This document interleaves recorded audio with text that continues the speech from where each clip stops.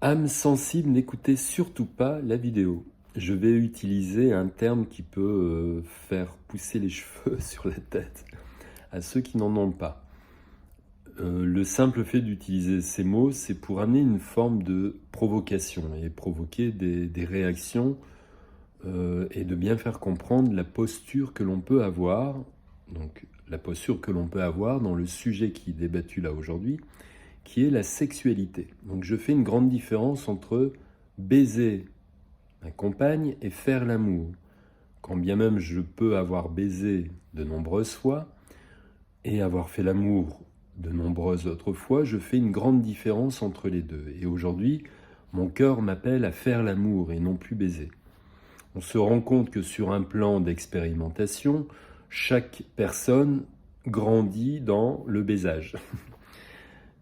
Expérimente au travers de la sexualité, mais qui est malheureusement très instrumentée par la tête. La tête porte confusion à tendre vers un objectif, qui est souvent centré sur le plaisir très égoïste. On imagine des choses, on a des objectifs, on contrôle l'autre dans un besoin qui est très personnel et on devient plutôt un objet sexuel et l'autre également dans une satisfaction qui est très mentalisée.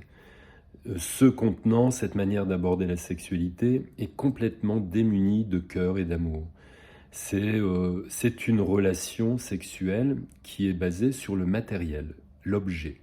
Je suis un objet, elle est un objet, et je satisfais un besoin qui est très mentalisé.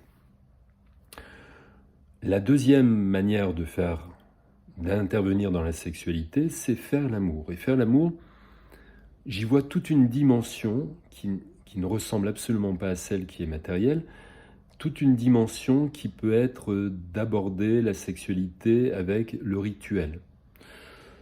Créer un espace, par exemple, de rencontre.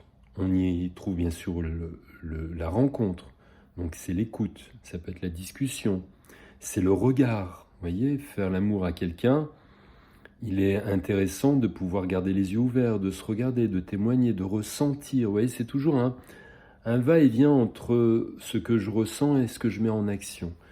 Quand on est à faire l'amour, on n'est pas basé sur un objectif.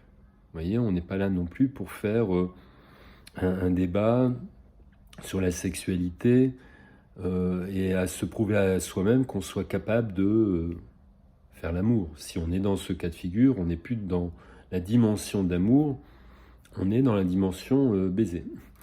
Donc on se rend compte également dans ce que j'essaye de vous transmettre, c'est que dès lors où s'initie dans la relation sexuelle un contenu mental, obligatoirement on est dans le baisage. Pour être dans l'amour et faire l'amour à une personne, il nous faut être dans la capacité de s'évider de tout ce contenu mental qui, une fois posé au sol, une fois qu'on le déverse ailleurs, on se rend compte que nous sommes dans une disponibilité très présente. Donc l'amour, faire l'amour à quelqu'un, c'est dans un présent absolu.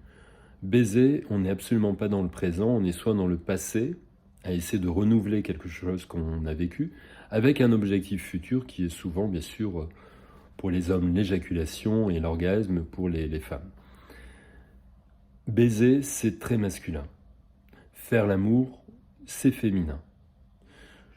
Une femme qui baise est dans le masculin, ce qui ne veut pas dire qu'elle n'est pas dans la capacité de faire l'amour, tout comme l'homme pourrait être dans cette capacité de baiser facilement, et en omettre qu'il peut aussi cultiver au fond de lui, mais sans le mettre en externe, une manière de faire l'amour qui est beaucoup plus noble, beaucoup plus centrée.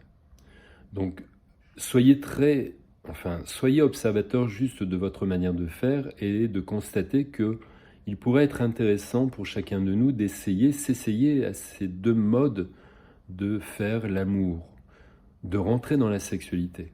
Il y a le mode donc qui est plutôt matériel, qui est centré sur les apparences, les objectifs, le mental, et puis celui qui est de l'amour.